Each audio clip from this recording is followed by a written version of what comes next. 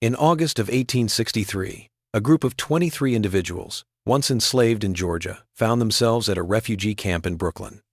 On their second night, the German volunteers prepared hamburgers for them. It was straightforward fare: ground beef placed on soft rolls, with a sprinkling of salt and pepper for flavor. As they took their initial bites, a wave of tears swept over the group: 17 adults and 6 children, all of them weeping without restraint. Not from suffering or sorrow, but from a sensation the volunteers had never encountered: the profound astonishment of food made with love, presented with respect, and consumed as individuals unbound. The first disappearance occurred within 2 days of the meal. By the time Halloween rolled around, all 23 were gone, vanished completely. The police declined to look into it. The camp's files were tampered with, and the real story of those who mourned over hamburgers would be lost, obscured by legalese, the North's silence, and a conspiracy that stretched from Brooklyn's waterfront to the Georgia plantation they had fled.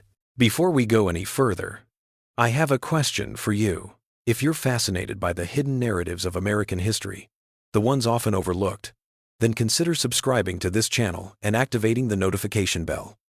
I'm wondering, where are you tuning in from at this moment? Tell me where you're from in the comments. Back to the summer of 1863, a time when 23 individuals discovered that liberty, even in the North, was a more delicate thing than they'd ever known. The summer of 1863 had transformed New York into a seething cauldron. The draft riots of July had scarred Manhattan, leaving sections of the city smoldering, and a grim tally of black New Yorkers dead, victims of mobs incensed by the draft.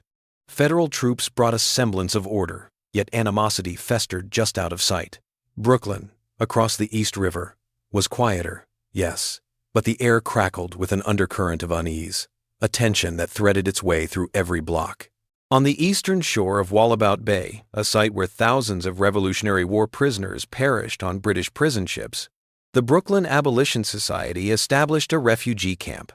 They set up shop in an old rope factory, now abandoned. Harold Grayson, a prosperous shipping magnate grieving the loss of his son at Antietam, provided the financial backing. By the end of August, almost 140 people, once enslaved, found refuge. They slept in repurposed barracks, absorbed lessons in reading, and scoured the city for employment. Freedom was theirs, yet the city offered a cool reception. On August 27th, a group of 23 individuals, all from Georgia, arrived. They moved together, a single entity, cautious and defensive, with a woman named Patience at the forefront. She looked to be in her 30s, maybe mid-30s, tall and thin, her hair a silvering mass held back by a tattered red scarf.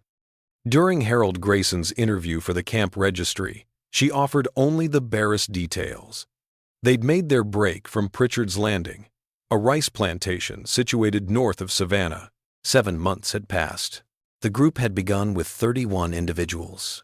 8 of them didn't make it. The volunteers quickly observed a distinct difference in this group compared to others they'd encountered. Most people arrived alone or with small groups, strangers brought together by circumstance. These 23 were like kin, sharing everything, sleeping in nearby bunks, and conversing in a Gullah-inflected dialect that immediately identified them as people of the Low Country. The children were unusually silent. 3 boys and 3 girls, one of whom was a baby named Hope. They didn't join the other kids at play. Instead, they observed everything, their eyes holding the weight of ages. Friedrich Vogel, a young German butcher, was among the camp's volunteers. His family had escaped Prussia following the revolutions of 1848, which had not gone as planned. Friedrich's days were spent in his uncle's shop, while evenings found him at the camp. There, he taught English and lent a hand with the cooking. 2 days after the Georgia contingent showed up, he proposed a treat: hamburgers. A German working-class staple found its way into New York's immigrant enclaves, gaining traction. It consisted of ground beef combined with onions and spices, then fried and served on soft rolls. The meal was straightforward, yet satisfying. Harold Grayson signed off on the expenditure, no questions asked. The groundwork was laid in the early afternoon of August 29th. Friedrich and his fellow volunteers toiled away at the outdoor kitchen, cranking meat grinders by hand, dicing onions, and blending spices. The beef crackled and popped on the iron griddles, releasing a heady aroma that wafted through the compound. Refugees streamed out of the barracks, drawn by the scent. Volunteers arranged the familiar long tables in the yard, the very ones that had seen countless communal meals. Tonight, though, it felt different. Perhaps it was the heady scent wafting through the air, or the mild evening, or something intangible, a whisper of possibility after a long stretch of shadows, hinting that a small, uncomplicated joy was within reach. As the sun dipped below the horizon, casting a warm glow over the Manhattan skyline, the camp's inhabitants formed a line, each clutching a tin plate. Friedrich took care of each order himself, presenting a hamburger nestled in a soft, fresh roll. A few of the younger volunteers had gone above and beyond, bringing along some extras, sliced tomatoes, pickled cucumbers, and even a bottle of yellow mustard. A veritable banquet, by the standards of the camp. Patience's group arrived at the line last, almost as if they were waiting to let everyone else go ahead. One by one, they moved past Friedrich, taking their plates with a murmured word of gratitude.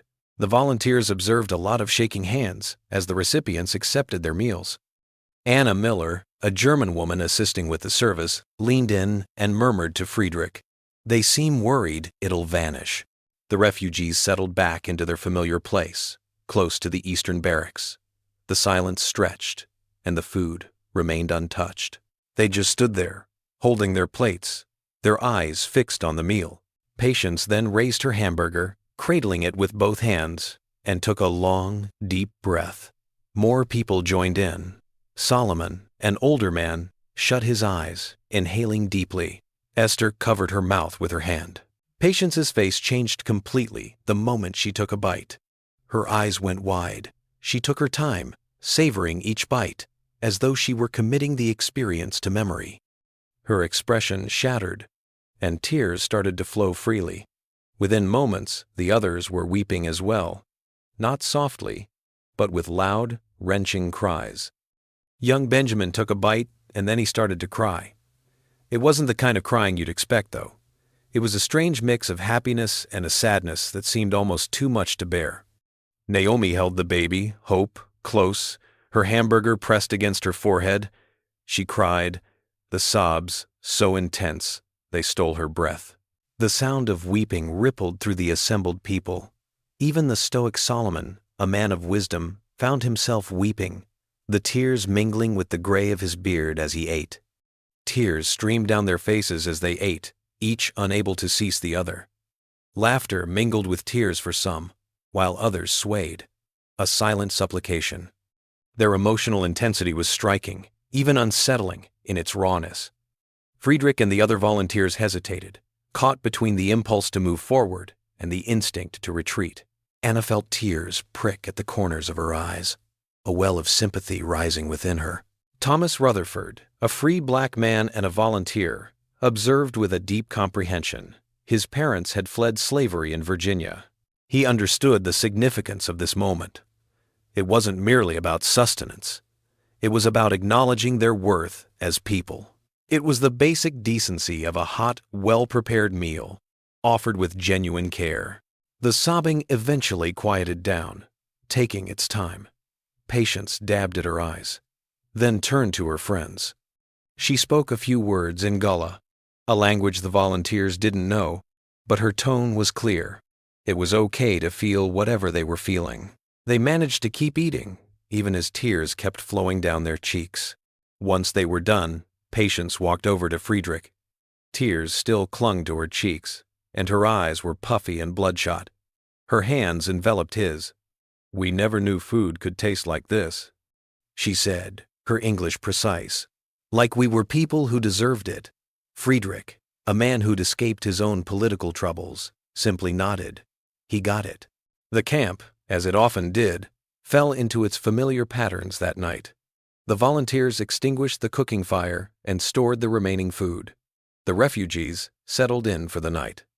Patience's group stayed put, huddled in a tight circle, their voices barely above a whisper.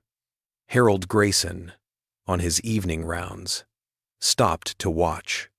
He later noted in the camp log, "The Georgians arriving tonight displayed a striking level of emotion.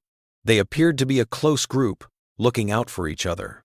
What Grayson failed to notice, or perhaps simply didn't perceive, was the figure observing him from the darkness just outside the reach of the lamplight. A white man, clad in a dark coat, stood silently near the edge of the trees. He'd been observing the meal service for more than an hour, his gaze fixed on Patience's group in particular. As the lights faded, he pivoted and headed for the road that would take him to the ferry. Had anyone been watching, they'd have witnessed him rendezvous with two other men by the water's edge. They exchanged a few words, then went their separate ways, disappearing into the darkness. 41 hours had passed, and then 7-year-old Ruth was gone. August 31st arrived, thick with humidity. Ruth's chore was laundry, a task she didn't mind. It meant hanging damp clothes on lines strung between posts. Anna Mueller oversaw the children, guiding them through simple songs as they went about their tasks. Ruth worked in silence, her focus absolute as she pinned each piece of clothing with precision. Around mid-morning, Anna took a short break to grab some more clothespins. Ruth had vanished by the time she came back, less than 3 minutes later. The laundry room was exposed, with a view from several angles.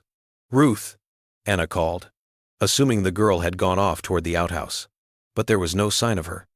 Anna started with the most likely spots, then turned to her fellow refugees for help. Nobody had laid eyes on her. The girl disappeared in the middle of the day, right in the heart of a busy camp.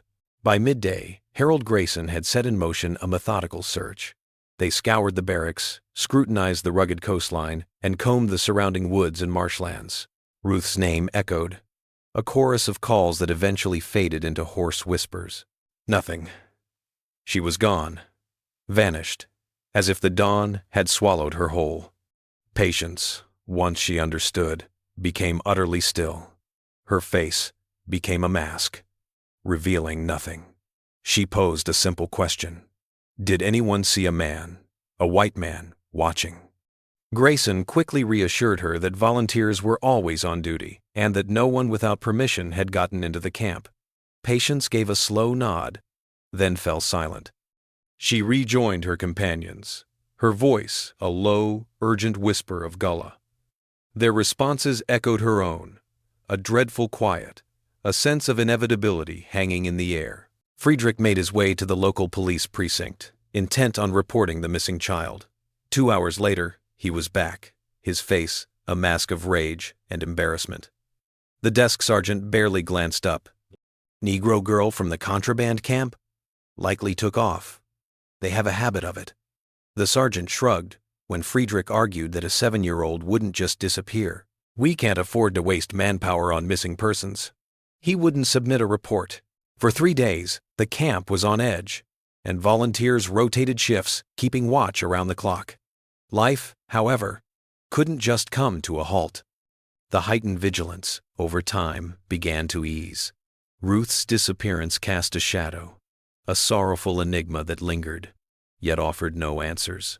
Patience's crew, on the other hand, remained tense. They huddled together, a tight-knit group, ensuring no one was left isolated. The men kept watch, taking shifts to stay awake through the long night.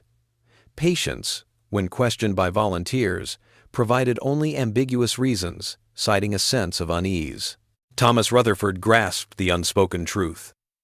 The slave catchers, the bounty hunters, the kidnappers who took pleasure in snatching up escaped slaves, even in the supposedly safe havens of the North.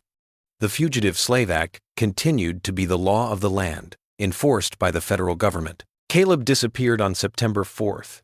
He was one of the more seasoned folks, maybe in his 40s, and he walked with a noticeable limp, a remnant of a past mishap. He'd been assisting with the unloading of supply wagons, a physically demanding task that allowed for frequent pauses. Caleb headed toward the trees during a lull, likely seeking a moment of privacy. 5 minutes ticked by, and then the break was over. Caleb, however, didn't come back. Friedrich made his way toward the trees, his voice echoing his own name. He found nothing, no signs of a fight, no clues about where anyone had gone. This time, Grayson skipped the police altogether. He sent volunteers out, though, to scour the docks and the surrounding areas. They asked at the local taverns if anyone had spotted a black man with a noticeable limp. The searches came up empty. Caleb was gone, vanished without a trace, just like Ruth. The grim cycle persisted, a relentless drumbeat of dread. Every few days, someone else from Patience's group would simply disappear. Occasionally, while going about the day's business, someone would simply vanish. Other times, a person who'd been at dinner the night before would be gone by morning, their bedclothes untouched, as though they'd never slept. Men, women, and even young Isaac, who'd been collecting firewood just a heartbeat before he vanished. By mid-September, the atmosphere at the camp had changed. Worry had given way to something more unsettling: fear. Other refugees started to distance themselves from Patience's group, as though they feared catching some kind of misfortune. Rumors of curses circulated, but others leaned toward a more pragmatic view: the systematic re-enslavement of those who had escaped. How could it be done, though, with such precision, such cleanliness, and without anyone seeing? Patience showed the marks of time. Her features became sharp, and her gaze was troubled. The dwindling group, now numbering less than 15, kept each other in view at all times. They'd withdrawn from camp activities, and meals were no longer on their agenda. Food arrived at the barracks, courtesy of the volunteers, and Patience accepted it, her thanks sounding empty. Thomas Rutherford decided to look into the matter. His status as a free black man, coupled with his extensive network within Brooklyn's black community, provided him with advantages that white volunteers simply didn't have. He started by posing questions at churches on Bridge Street and at the docks where black longshoremen toiled. Did anyone notice any white men hanging around the camp, acting strangely? Were there whispers of slave catchers prowling around? The answers were unsettling, though not very specific. Indeed, New York had its share of bounty hunters, a presence that became particularly pronounced following the draft riots. Yes, people had disappeared before. Free black New Yorkers had been taken from the streets, never to be seen again. Yet, no one could pinpoint the individuals responsible or the locations where the victims were being held. On the night of September 21st, almost a month after they'd gotten there, Naomi disappeared. Hope, the baby, was discovered that morning, still asleep in Naomi's bunk. She was swaddled snugly in a blanket. Naomi, however, was nowhere to be found. The baby's arrival felt orchestrated, a clear indication that Naomi hadn't departed of her own accord. A mother would never willingly leave her baby. Patience felt a fracture, a deep one, when he vanished. She assembled the last of them, a group now reduced to 11 adults and 2 children, and informed Harold Grayson that they were departing. He objected, insisting they were better off staying put than risking the streets. Patience regarded him, her gaze piercing through the layers of self-deception he'd built. "We're not safe anywhere," she murmured, "but at least out there we can see them coming." Before Patience could make a move, Thomas was visited by Abraham Fletcher, a black stevedore who worked the ferry docks. Fletcher had caught wind of Thomas's inquiries regarding the missing persons. He claimed to possess information, though he warned it was perilous. The 2 men rendezvoused after nightfall in Fletcher's cramped quarters, situated above a waterfront warehouse. Fletcher filled the cracked cups with whiskey and recounted his observations to Thomas. For the last month, 3 white men had been frequenting the docks. They were well-dressed, no doubt, decent coats, polished boots. Yet something about them made Fletcher's skin crawl. They kept a close eye on the comings and goings of individuals, particularly black people moving about solo or in small clusters. Fletcher observed them, their small leather books open, as they meticulously recorded comings and goings, much like shopkeepers keeping track of stock. "But here's the thing that really gets me," Fletcher said, leaning in. "I've seen them take people. Not with force, not with a fight. They just walk up to someone who's waiting for the ferry, talk to them softly, and then that person goes with them, as calm as can be. I saw it happen 3 times. Never saw any of those people again." Thomas posed the inevitable question: how do they get people to agree to this? Fletcher's face clouded over. They brandished papers, documents adorned with seals and the like. The same kind of thing slave catchers used, declaring someone a runaway, with a legal claim to drag them back to their master. Most black people, when confronted with those papers, complied quietly. They understood that making a fuss only escalated the situation. They could be beaten, even killed on the spot, and the authorities would do nothing. "These men," Thomas insisted. "Do you know where they take people?" Fletcher's head moved in a slow, negative arc. They typically had a covered freight wagon parked on South Street. They'd load people into it and then head off toward the ferry. I figured it was going to Manhattan, but I couldn't say for sure. I heard a different story. A fellow named Dutton, Virgil Dutton, runs a boarding house up in Manhattan, close to 5 Points. Rumor has it he's got some pull down south. He helps bounty hunters with their returns and offers a place to keep people before they're sent back to their owners. Thomas offered Fletcher his thanks and departed, his thoughts a whirlwind. He headed straight to Harold Grayson's place, eager to relay the news. Grayson's expression darkened as he absorbed the news. And then he acted. He intended to approach the federal authorities directly, bypassing local law enforcement entirely and going straight to the military. The Army's presence in New York persisted, a stabilizing force in the wake of the riots, and Grayson had his own network. If these individuals were, in fact, running a kidnapping operation disguised as a Fugitive Slave Act enforcement, then federal authorities would have to be brought in.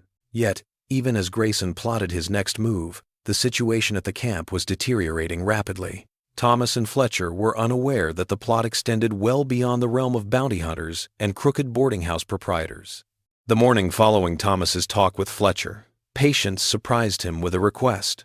She requested a private meeting with Harold Grayson, just the two of them. They convened in the camp's cramped administrative office, a repurposed section of the old rope factory. Patience settled into the chair opposite Grayson, and for a stretch, neither of them spoke. Her words, when they came, were a departure from her usual polished English. "Mr. Grayson, I have to be honest with you. I need to explain who we are and why they're doing this." Grayson leaned in. "I'm all ears." "Yes, we hail from Pritchard's Landing, that's correct. But I held back some details." Patience's gaze drifted, lost in the distance. Pritchard's Landing wasn't merely a rice plantation, it was, in fact, a breeding farm. The word made Grayson wince. In the Deep South, especially in areas where the international slave trade had been outlawed since 1808, certain plantations had adapted their operations. Instead of primarily using enslaved individuals for agricultural labor, the focus shifted to breeding them. The goal was to create a new generation of people to be sold to the ever-expanding cotton plantations. Kids were the real moneymaker. "All 23 of us," Patience said, her voice, even though it carried a certain emptiness. "We were all born at Pritchard's, raised there. We were all worth something in the ledgers, based on our parentage, our appearance, our strength, our aptitude for domestic work, or skilled trades. Master Pritchard kept meticulous records. When we fled, we didn't just take ourselves. We took his property he'd contracted to sell." "But you're in New York," Grayson said. "You're free. Even the Fugitive Slave Act shouldn't." Patience's laugh, sharp and bitter, sliced through the air. "The law? It doesn't give a damn about people like me. You know that. But it's more than just the slave catchers." She leaned in, her gaze pinning him. "Before we departed from Pritchard's, we stumbled upon some documents in the master's office. The majority of it was illegible to us, but Solomon managed to decipher a portion, enough to grasp the situation. Pritchard had dealings with individuals up north, businessmen, investors. They supplied the funds for his breeding venture, and, in exchange, they received a cut when the stock changed hands. The implications made Grayson feel queasy. "So, you're suggesting that northern businessmen had a stake in slavery? That they were, in fact, invested in us? By name, by age, by how much we were worth? Those papers, they had names. New York names, Boston names." She faltered, a tremor of fear breaking her facade. One of them hailed from Brooklyn. The name, however, was a bit of a puzzle. Solomon squinted at it, muttering that the initial letters resembled Gray, or perhaps Grav. "We figured it was a simple error. But then we arrived at your camp, and you were so welcoming, so generous, that we wanted to have faith." She shook her head, the memory still fresh. "But then Ruth disappeared, along with Caleb and the rest. I began to wonder, was it really an accident that we found ourselves here? What if someone had orchestrated our arrival, ensuring we ended up at this particular camp?" "That's absurd," Grayson muttered, though the words didn't quite carry the weight of his usual certainty. He mentally replayed the sequence of events. The camp had been set up by him in June. Patience's group had gotten away in January, and by August they were finally here, 7 months of travel behind them. Somehow, they'd ended up at Wallabout Bay, instead of one of the other dozen refugee centers scattered around. He'd always chalked it up to luck. But what if it wasn't? Who else was aware of these documents? He inquired. Who else at Pritchard's could have possibly known? Master's overseer, Samuel Cogburn. He was the one who dealt with the money matters, the contracts, the sales. And if he was in the know, then everyone else in his orbit would be too. Patience's fingers clenched in her lap. "Mr. Grayson, I'm not suggesting you're implicated. I don't think you are, but someone here is. Someone's been feeding those men information about our whereabouts, our assignments, our moments of weakness. How else could they pick us off, one at a time, without anyone noticing?" Grayson was tempted to dismiss her theory outright, but he found he couldn't. The vanishings were unsettlingly precise, almost surgical in their execution. Another unsettling aspect emerged. Of all the refugees who'd come through the camp that summer, Patience's group was the only one to suffer these disappearances. Others moved about with ease. Only the 23 from Pritchard's Landing were being methodically wiped out. "If that's the case," Grayson began, his voice measured, "then whoever's behind this would have to have access to the camp's records. They'd need to know who's present and when they showed up, and they'd have to be able to come and go without anyone noticing." He fell silent. "That's the essence of every volunteer, or it describes you," Patience stated, without preamble. "That's why I'm putting this out there, taking a chance. I don't have many options left. In 3 or 4 days, tops, there won't be enough of us to even have a story to tell. So, I'm gambling everything, my life, and the lives of everyone here, that you're the real deal." Before Grayson could even open his mouth, there was a knock. Friedrich stepped inside, his expression a storm. "Mr. Grayson, a gentleman's here to see you. Claims to be with the Freedmen's Bureau, and he's got questions about camp registration." Grayson and Patience shared a significant look.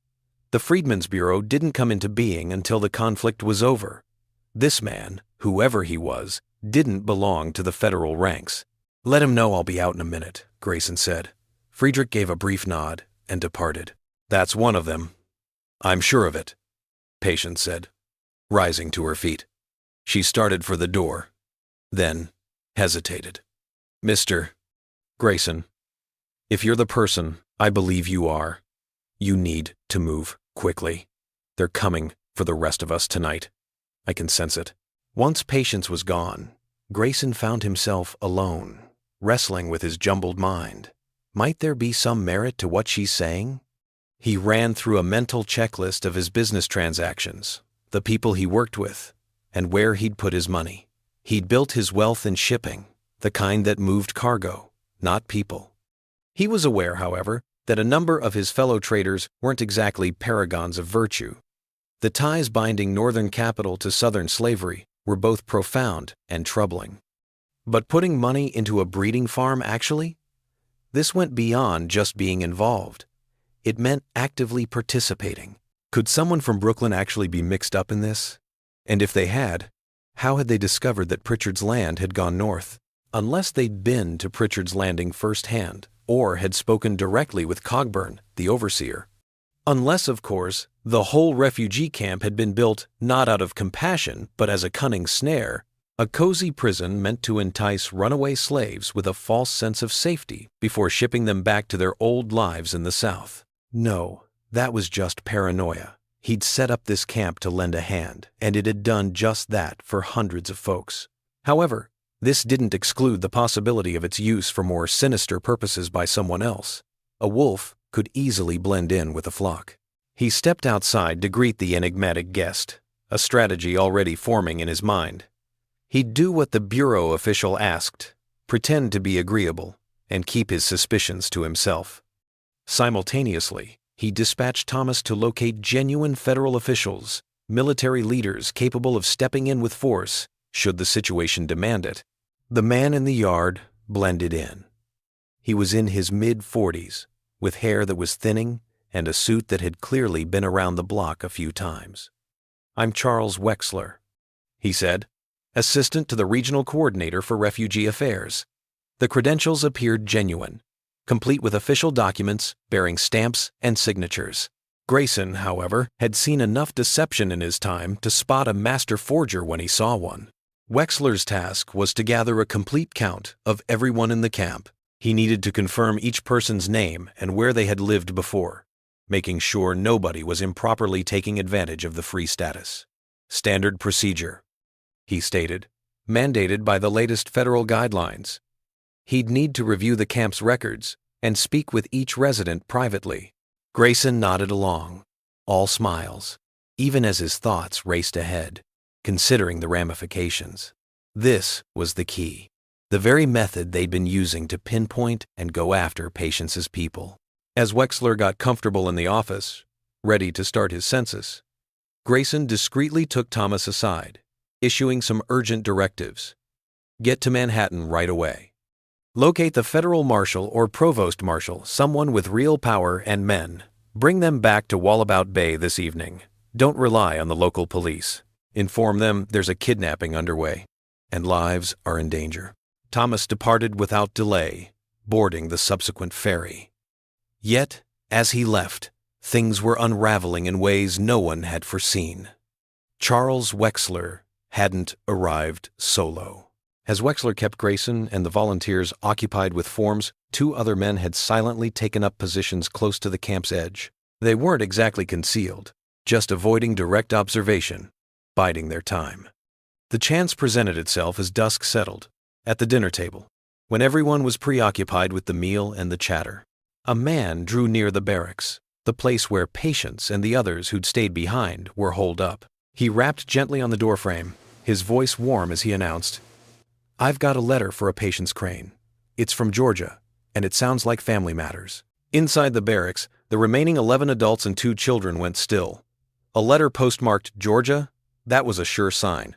Someone from Pritchard's Landing had tracked them down. It might also be a snare. Patience's gaze settled on Solomon, who stood closest to the entrance. The old man's gaze was unyielding, like granite. "Don't do it," he murmured. "No letter." But then, the man's voice cut in, a sharpness to it. "I also received a message concerning a girl named Ruth.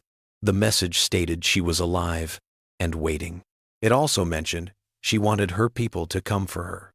It was a game changer. Ruth, gone for a month now. If there was even the slightest possibility she was still breathing, they couldn't just walk away." Patience started to leave, but Solomon caught her arm. "That's a flat-out lie. No question about it." "Maybe," Patience murmured, "but if there's even a sliver of a chance." She broke away and moved toward the door. Through the narrow space between the planks, she caught a glimpse of the man's outline. He was clutching something that resembled an envelope. She cracked the door, just enough to let her voice escape. "Let me see the letter."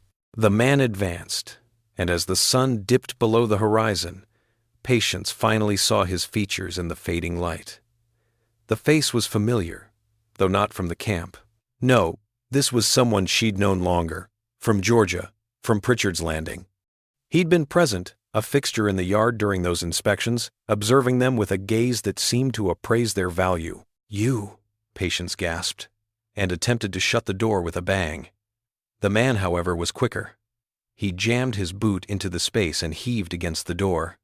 Patience and Solomon resisted, though the weeks of strain and dread had taken their toll. The door slammed against them, sending them sprawling. He hesitated before stepping inside. He didn't move, though. Instead, he made room, and 2 more people materialized. Charles Wexler was one of them. The other figure was a stranger to Patience.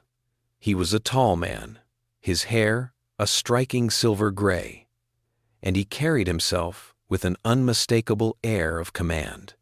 His gaze swept over the gathered refugees, a blend of disdain and cold assessment in his eyes. "We can do this the easy way, or the hard way," the gray-haired man intoned, his voice a smooth mid-Atlantic drawl. "Either you cooperate and we take you to a safe place where this can all be sorted out legally, or—" He didn't finish, letting the implication linger. Solomon, still sprawled on the ground, met their gaze with a defiant stare. "You have no legal claim on us. We're free people, standing on free ground." The old man's smile was devoid of any real feeling. Under the Fugitive Slave Act of 1850, a person accused of being a runaway slave could be apprehended without a warrant and sent back to the person claiming them, provided the claimant could prove ownership. I possess documentation from Mr. Thaddeus Pritchard of Pritchard's Landing, Georgia, which identifies each of you as his legal property. Furthermore, I have warrants, duly signed by a federal commissioner, that authorize your arrest and return. I am also empowered by federal law to employ whatever force is deemed necessary. He produced papers from his coat, official-looking documents, adorned with seals and signatures. Yes, I have the legal right. Now, are you going to cooperate? Silence hung in the air, thick and palpable. Then, unexpectedly, Daniel, one of the younger men, began to laugh. It was a wild, desperate sound. "Legal right," he exclaimed, breathless. "They've got the law on their side to take us, haul us back, and work us until we drop. But we're not allowed to be free. That's America." His laugh faded, and his expression turned grim. "I'm not going anywhere. If you want me, you'll have to finish the job now." Solomon gave a nod. "Same here. I spent 64 years, the majority of them shackled. I'll either die free or not at all." The others chimed in, each offering their assent. They wouldn't surrender without a fight. The old man let out a weary sigh, the kind that suggested he'd been through this before, probably more times than he cared to remember. He motioned to his colleagues, and the trio of men entered the barracks. The next events transpired with a chilling precision. The men weren't there to kill. Dead bodies held no worth. They were, however, quite adept at quelling any opposition. Armed with wooden clubs and rope, they moved with a practiced ease. The scuffle was over in a flash, maybe 2 minutes at most. The refugees were unarmed, vastly outnumbered, and utterly spent after weeks of terror. A few attempted to escape through the rear, but were met by 2 additional men stationed outside. Benjamin, a boy among them, zigzagged past the assailant, then bolted for the yard, his cries echoing for rescue. Solomon's rage was palpable, and he swung the wooden stool with abandon, a frenzy of motion. It was only when someone struck him from behind that he was finally brought down. He hit the ground with a thud, crimson pouring from a gash on his head. Daniel managed to grab hold of one assailant's throat, but then he was overwhelmed and knocked out. Patience struggled fiercely, a wild thing, until someone seized her arms and twisted them behind her. The rope bit into her wrists. The old man, silver-haired and silent, remained in the doorway, his gaze fixed and unreadable. Once the chaos subsided and the grown-ups were all tied up and sprawled out, he picked his way around them and knelt next to Patience. "My name is Lawrence Graverson," he murmured, his tone almost casual. "My family's financial stake in various Georgia agricultural ventures is substantial. You and your associates are responsible for a considerable capital investment, and that capital has vanished without permission. I'm here to reclaim what is rightfully mine. This is strictly business." Patience, it seemed, had a way of manifesting itself. Graverson brushed it aside, his expression neutral, and then rose to speak to his troops. "Get them into the wagon, cover them with the canvas, and keep it down." Benjamin had already sounded the alarm, though. The 10-year-old arrived at the main yard, where Friedrich was busy getting the food ready. He slammed into Friedrich, a wreck of tears and screams, insisting that men were snatching people away.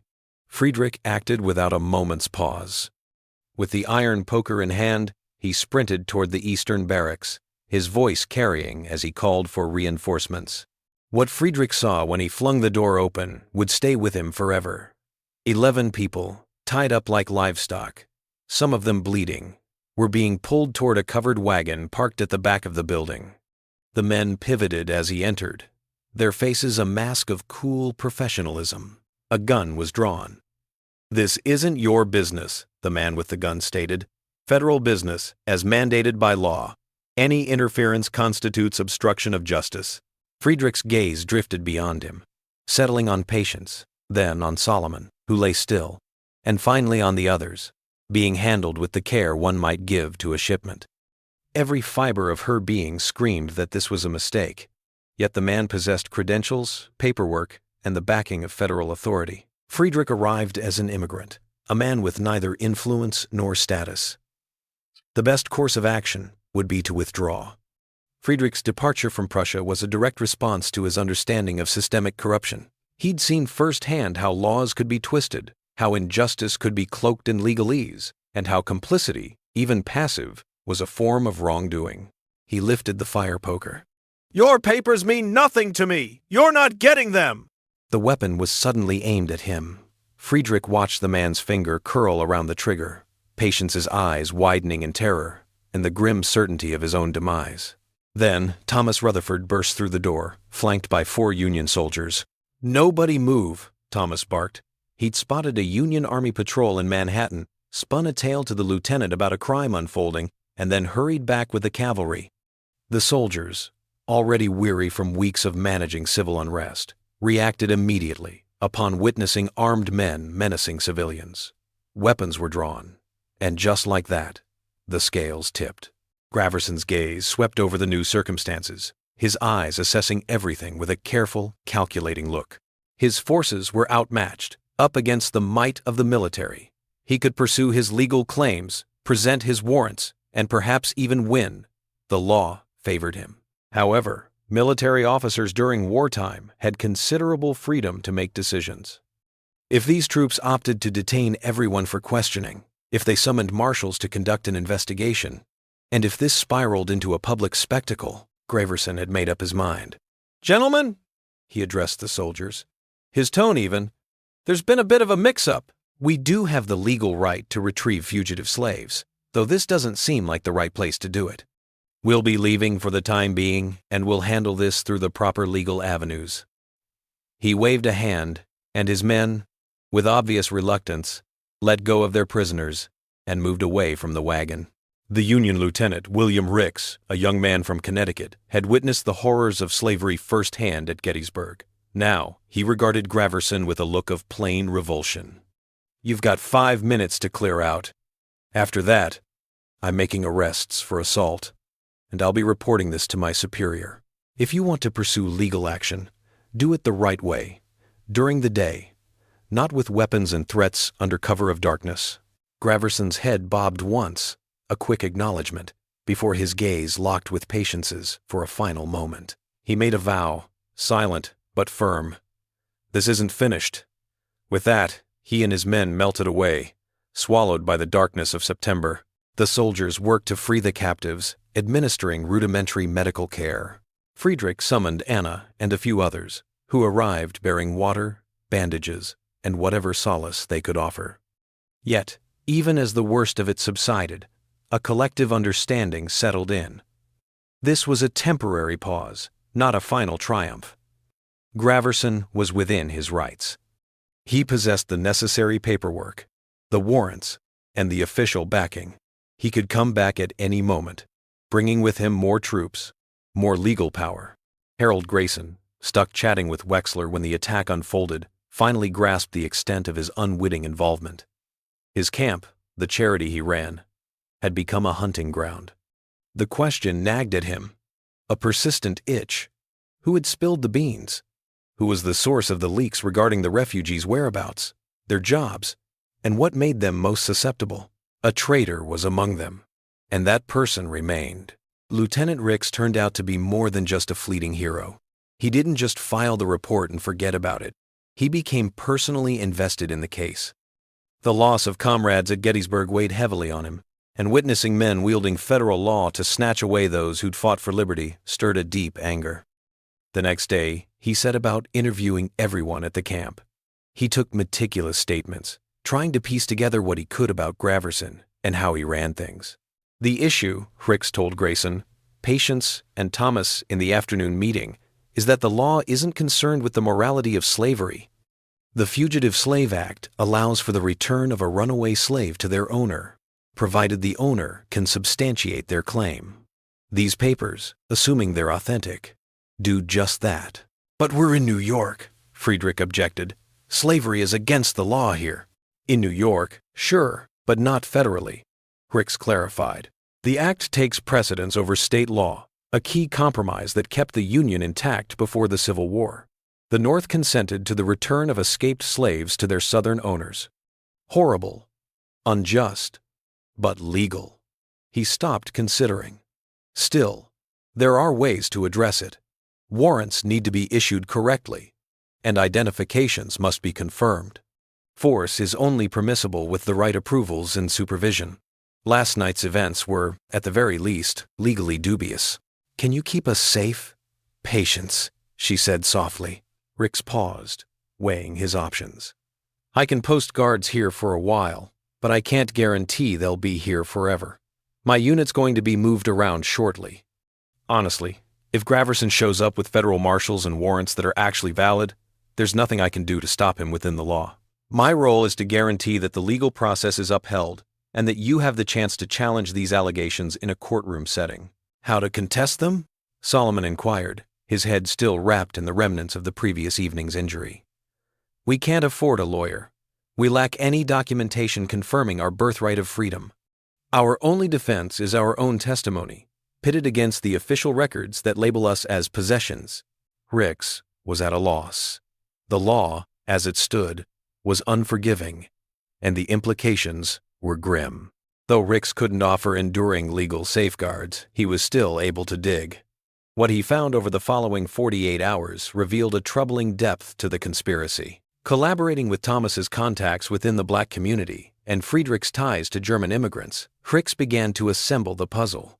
Graverson, a man of considerable means, had substantial investments in Georgia, including a stake in Pritchard's Landing. However, he wasn't alone in this venture. A minimum of 5 other men, merchants, bankers, and industrialists hailing from New York, Boston, and Philadelphia had also put up money for the breeding enterprise, anticipating a return on their investment through future sales. It was, in a way, a futures market, but for human lives. They were essentially wagering on the worth of individuals before they even existed, hoping to profit from their sale down south. Patience's group's flight had cost a pretty penny, no question. But the real problem was the risk they posed. If they started blabbing about the Northern investment, naming names and disclosing figures, it could ruin reputations and maybe even land people in jail. Even in 1863, even with the Fugitive Slave Act offering some legal protection, there were levels of involvement that Northern society simply couldn't publicly accept. Graverson's efforts weren't just about getting people back. They were also about keeping things quiet. Not everyone snatched from the camp made it back to Pritchard's Landing. Some had vanished entirely. Hicks's digging revealed that at least 3 of the missing refugees had been spotted, albeit briefly, at Dutton's boarding house in 5 Points, and then they were gone. When the military asked Dutton about it, he said they'd been taken by their rightful owners and sent south. But he had nothing to show for it. No papers, no records, no evidence. Hicks's suspicions, though unproven, were grim. Some of the refugees hadn't just vanished, they'd been killed, silenced. Their bodies, a secret, were either cast into the East River or hidden away in nameless graves. The dead, after all, can't speak.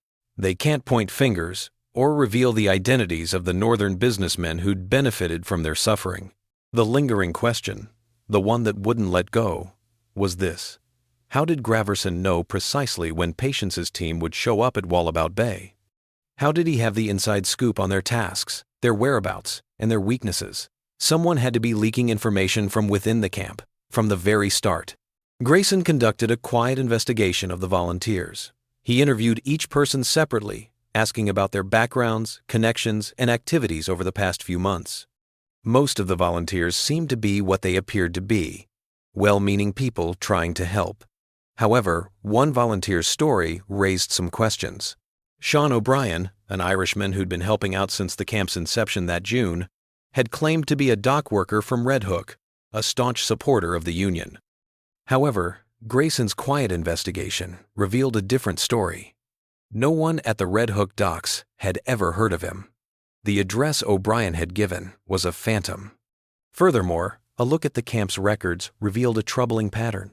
O'Brien consistently volunteered for assignments that brought him into close proximity with newcomers, always probing them for specifics about their origins and destinations. Grayson confided his concerns to Ricks, who then set in motion a plan to have the military police discreetly detain O'Brien for questioning. The outcome of this operation validated their most dire predictions. Sean O'Brien wasn't who he was. His real name was Shea Toiver, and he was employed by a private investigation agency. They were known for tracking down runaway slaves and debtors who'd skipped town. He'd been stationed at the camp with a particular mission: to spot any fugitives of worth who might show up. When the military questioned him, Toiver confessed he'd been contracted by someone with ties to Pritchard's Landing. His job was to keep an eye out for any escapees from that plantation. As soon as Patience's group arrived, he'd sent a message. He then kept them informed, detailing their routines, their whereabouts, their every move. He'd even engineered the kidnappings, suggesting work that would separate individuals from the group. Toiver maintained he was unaware of the complete picture. He believed he was merely assisting in the return of legal property to its legitimate owner, acting in accordance with the Fugitive Slave Act. He asserted he had no knowledge of any intentions to harm the refugees, no understanding of the Northern investment scheme, and no comprehension that the goal was to silence witnesses, not just reclaim assets. Toiver's professed ignorance, whether sincere or a convenient facade, didn't change the facts. The camp was a compromised haven from the start. Every person who'd sought refuge there had been cataloged, evaluated, and possibly earmarked for a return to captivity. What should have been a safe haven had become a snare. The revelation shattered Grayson. He'd poured his heart and soul into this camp, financed it himself, and devoted his life to the mission of aiding those who had once been enslaved, helping them forge new beginnings. And now, that very charity had been twisted into a tool of oppression. That evening, he assembled the camp's inhabitants and the volunteers. He laid bare the truth: Toiver's treachery, Graverson's web of deceit, the Northern investment scheme, and his own unintentional involvement. His voice wavered as he spoke. "I believed I was doing the right thing. I meant well, but I ended up exposing you. I put you at risk, and I deeply regret it." Patience, seated in the front row alongside her remaining companions, maintained a neutral expression as she listened. Once Grayson concluded, she rose to her feet. "Mr. Grayson, you didn't let us down. The law failed us. We were let down by our own. You just discovered what we already understood, that in America, even a simple act of kindness can be twisted into a tool of oppression against black people. The idea that safety is an illusion is a common one." She surveyed the gathered refugees and volunteers. "That hamburger was appreciated. We appreciated the tears we cried when we tasted it, because for one moment, just one moment, we felt like people who deserve to be treated with dignity. That moment is ours, and no one can ever take it from us. Not Graverson, not the law, not this entire godforsaken country." Her voice, a blend of sorrow and stubbornness, resonated, perfectly illustrating the struggle to endure when everything seemed lost. You seized the rare, beautiful moments, aware they were temporary, aware the nightmare could resurface at any time. Still, you embraced them, because the only other option was complete capitulation. Lieutenant Ricks had given Grayson and the camp's inhabitants 2 days to figure things out. Graverson was likely to come back with federal marshals and all the necessary paperwork. If that happened, Ricks would be powerless to act. Patience's dwindling group, now just 9 adults and 2 children after the recent losses, had to leave. And they had to leave quickly.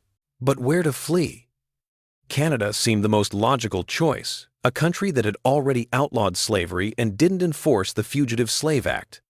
However, this meant a trek of hundreds of miles through a landscape that was anything but welcoming, with scant supplies and federal law actively working against them.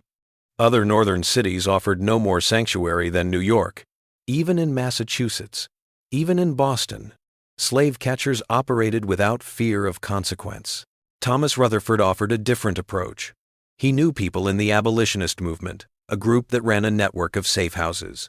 These were the northern endpoints of the Underground Railroad, set up not just to help people flee the South, but to help them vanish once they arrived in the North. New names, fake papers, and placement with families and communities willing to keep their secrets.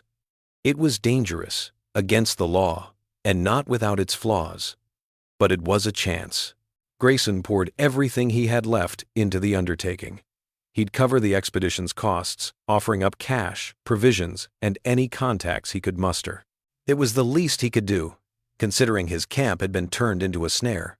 He sold off what he could, called in every debt, and within a day had gathered enough to give Patience's team a shot at survival. The situation, however, was complicated by baby Hope. The little girl, orphaned by Naomi's death, couldn't possibly endure a perilous journey through dangerous lands. She required a secure environment, constant care, and a life that wouldn't label her a runaway. After considerable, heart-wrenching deliberation, Patience reached a decision that shattered her. Hope would be entrusted to a free black family in Brooklyn, a family with legal rights who could raise her as their own. It was the only way to offer the child a shot at a life that resembled normalcy. The farewell between Patience and Hope was almost too much to bear. Patience had borne this child through 7 states, had shielded her when her mother disappeared, had vowed to keep her safe. Now, she was giving her to people she didn't know. Yet, as Patience leaned down, her forehead resting against Hope's small head, she murmured, "You're going to grow up free. You'll be all right. You'll grow up understanding that you are inherently worthy of good things. That's all we ever wanted. That's all any of us ever hoped for." As October first arrived, the chill of fall creeping into New York, Patience's remaining companions readied themselves to depart Wallabout Bay. Their journey would be under the cover of darkness, navigating the Underground Railroad, with Canada as their destination. Weeks, perhaps months, would pass before they reached safety. The odds were grim. Some might not survive, but the alternative was capture and a return to Georgia, or something far worse. Harold Grayson stood at the departure point, offering a firm handshake and a few quiet words to each individual. He offered apologies and encouragement, his demeanor steady. When he got to Patience, however, words failed him. She took his hand in both of hers. "You tried," she said, her voice calm. "That matters." They slipped away just after midnight on October 2nd, swallowed by the night. Friedrich and Anna remained, staring into the void long after they'd gone. Thomas Rutherford was with them. He'd chosen to aid their escape, prioritizing their safety over his own ease in Brooklyn. His familiarity with the paths and his ties to the black community could prove crucial, tipping the scales between freedom and imprisonment. The Wallabout Bay camp limped along for another 3 months before Grayson finally shut it down. Toiver's treachery had shattered any remaining faith in the place. Other city camps started taking in the freed people, offering them the refuge they desperately needed. Grayson, for his part, threw himself into abolitionist work, leveraging his money and connections to back more secretive efforts, the kind that operated under the radar and avoided leaving a paper trail. Lawrence Graverson made another effort to reclaim his belongings. On October 5th, 3 days after Patience's group vanished, he returned to Wallabout Bay, accompanied by federal marshals and the necessary paperwork. Upon discovering their absence, he was said to be livid. He insisted Grayson disclose their whereabouts, threatened him with legal repercussions, and accused him of conspiring to break federal law. Grayson, with Lieutenant Ricks at his side, responded with a cool demeanor, stating he had no knowledge of the refugees' whereabouts. People came and went from the camp as they pleased. He kept no records of their departures or where they went. Graverson was aware he was being dishonest, yet he felt powerless. His asset had vanished, and the search had hit a dead end. His money was gone, and, even more critically, the people who could have blown the whistle on the Northern investment operation were now dispersed and out of reach. The fate of those taken before Patience's group escaped remains a mystery. Perhaps some were sent back to Georgia, a return to slavery that flouted every ethical standard. Others, however, probably suffered worse, vanishing to safeguard the conspiracy, their remains never found, their identities erased. Ruth, young Caleb, Naomi, and the rest became just a few more of the many thousands who disappeared into the very heart of America's original sin, their stories forever lost. The trail of Patience Crane and her fellow travelers goes cold in the historical record. No papers document their journey northward, and no records exist of their entry into Canada. This was intentional. The Underground Railroad's very nature meant it left little behind, a measure of protection for those it aided. Hints, whispers, and scattered pieces of the puzzle offer a glimpse into the past. In the spring of 1864, a group of black refugees found their way to St. Catharines, Ontario, just a stone's throw from Niagara Falls.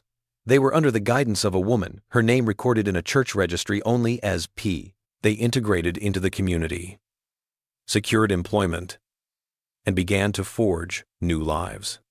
Among them was a man, an elder who had endured considerable hardship, who played a role in founding a school for the refugee children. The community knew him simply as Solomon. It's not definitive, hardly conclusive, but it's a start, a reason to believe. The Hamburger Patience and her friends ate on the 29th of August 1863 was more than just a meal.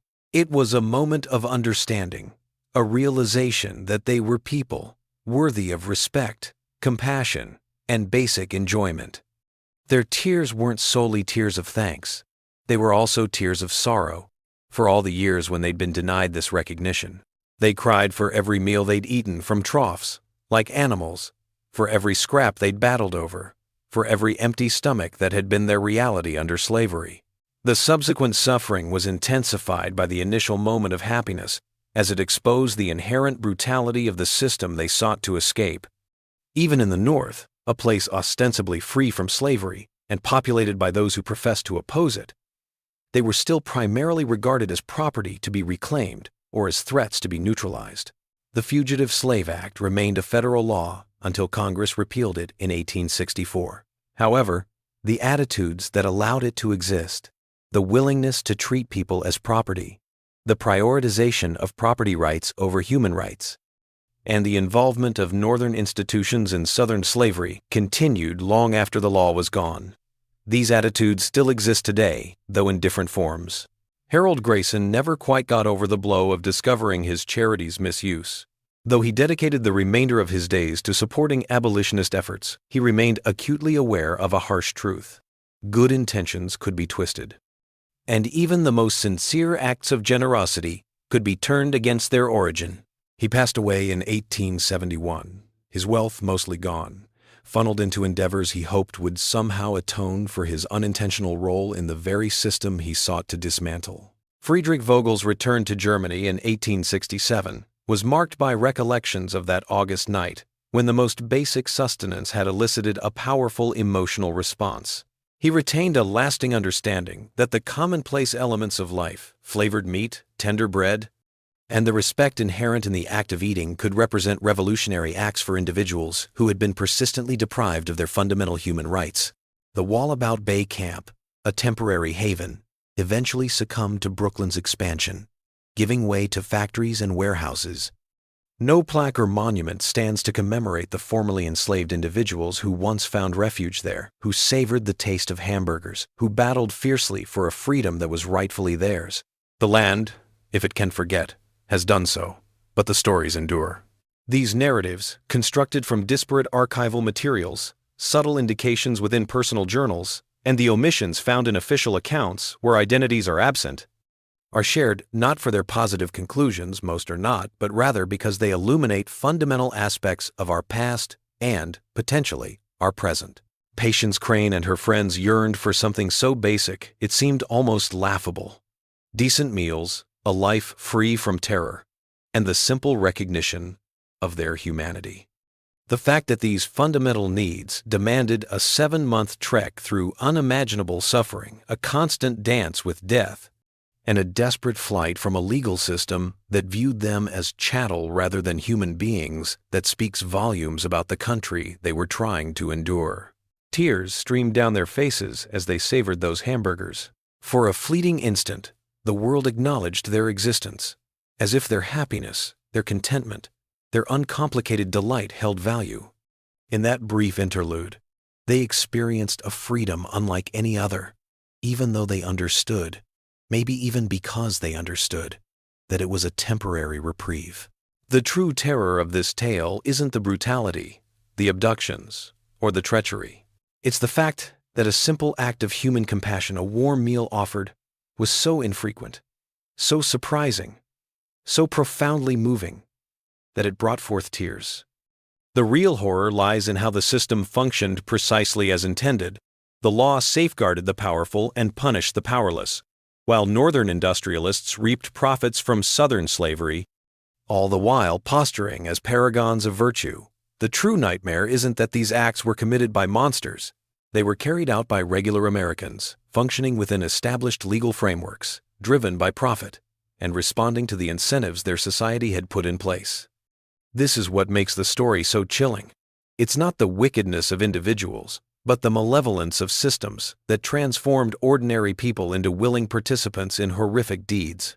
What are your thoughts on this? Do you think the events recounted are firmly in the past, or do you see remnants of these dynamics still at play? I'd love to hear your perspective in the comments. If you find value in stories like this, the ones that shine a light on the less palatable aspects of American history, consider subscribing to this channel, tapping the notification bell, and passing this video along to someone who might benefit from it. These narratives often go untold in the classroom. They don't get immortalized in stone or bronze. Their survival hinges on our continued storytelling, our persistent recollection, and our willingness to confront the difficult questions about our origins and our future.